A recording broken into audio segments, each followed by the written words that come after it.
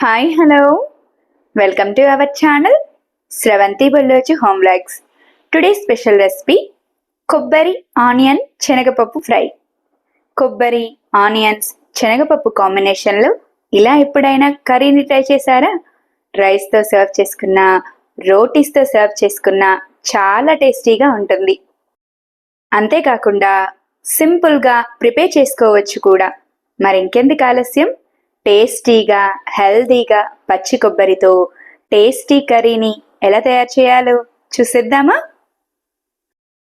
కర్రీని ప్రిపేర్ చేయడం కోసం ముందుగా స్టవ్ వెలిగించి బౌల్ను పెట్టుకొని 2 నుంచి 3 టేబుల్ స్పూన్ల వరకు ఆయిల్ని వేయండి. మనం ప్రిపేర్ చేసేది ఫ్రై గనక ఆయిల్ కాస్త ఎక్కువగానే పడుతుంది.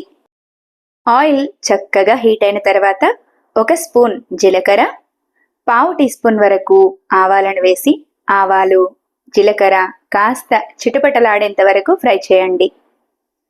తర్వాత కారానికి సరిపడా పచ్చిమిర్చిని తీసుకొని ఇలా రౌండ్ ముక్కలుగా కట్ చేసి వేసుకోండి. కర్రీని కారం వేయకుండా ప్రిపేర్ చేస్తున్నాము కాబట్టి పచ్చిమిర్చి క్వాంటిటీని కాస్త ఎక్కువగా తీసుకోండి. ఇలా పోపులోకి పచ్చిమిర్చిని వేసుకున్న తర్వాత 3 నుంచి 4 రెమ్మల కరివేపాకు, రుచికి తగినంత సాల్ట్ను వేసుకొని పచ్చిమిర్చి చక్కగా ఫ్రై అయ్యేంత వరకు కలుపుతూ ఫ్రై చేసుకోండి.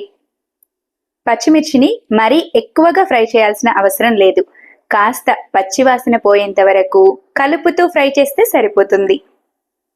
ఇలా పచ్చిమిర్చి చక్కగా ఫ్రై అయిన తర్వాత 1/2 టీ స్పూన్ వరకు పసుపు, 1 స్పూన్ వరకు అల్లం వెల్లుల్లి పేస్ట్ వేసి అల్లం పచ్చివాసన పోయేంత వరకు కలుపుతూ ఫ్రై చేసుకోండి.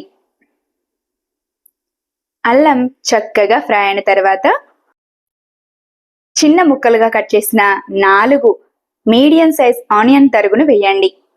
ఆనియన్స్ను వేసుకున్న తర్వాత 1/2 కప్పు వరకు శనగపప్పుని 1 నుంచి 2 సార్లు శుభ్రంగా కడిగి గంట ముందుగానే నానబెట్టి తీసుకున్నాను.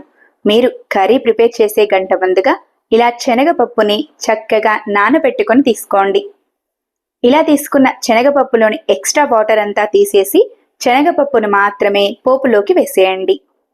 తర్వాత మీడియం సైజ్గా ఉన్న కొబ్బరికాయను తీసుకొని కొబ్బరికాయ మీద ఉన్న పెంకు అంతా నీట్గా తీసేసి చిన్న ముక్కలుగా కట్ చేసుకొని ఇలా పొడి పొడిగా గ్రైండ్ చేసుకొని కర్రీలోకి వేసుకోండి.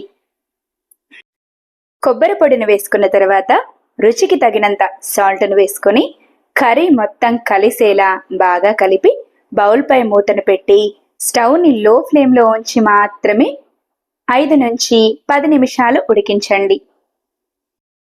వాటర్ వేయకుండా కర్రీని ప్రిపేర్ చేస్తున్నాం కాబట్టి మధ్య మధ్యలో కర్రీ అడుగు పట్టకుండా కలుపుతూ ఉండండి. కర్రీని ఎక్కువసేపు కూడా ఉడికించాల్సిన అవసరం లేదు. శనగపప్పుని కూడా ముందుగానే నానబెట్టుకొని తీసుకున్నాము కాబట్టి త్వరగా ఉడికిపోతుంది. లేదా మీరు అప్పటికప్పుడు శనగపప్పును వేసి కర్రీని ప్రిపేర్ చేయాలనుకుంటే 2 నుంచి 3 నిమిషాల వరకు వేడి వాటర్లో ఉడకనిచ్చి వాటర్ని తీసేసి కర్రీని ప్రిపేర్ చేసుకోవచ్చు.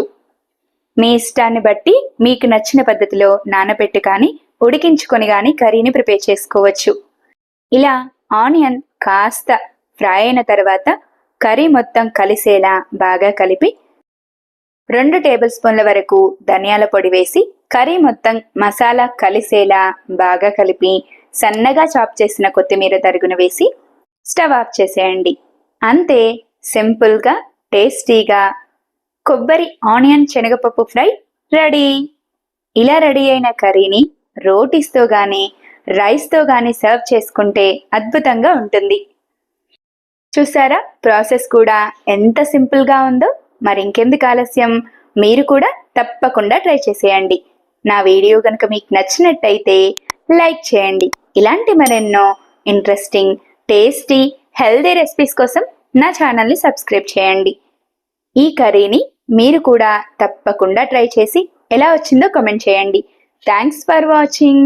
Wait for new recipe.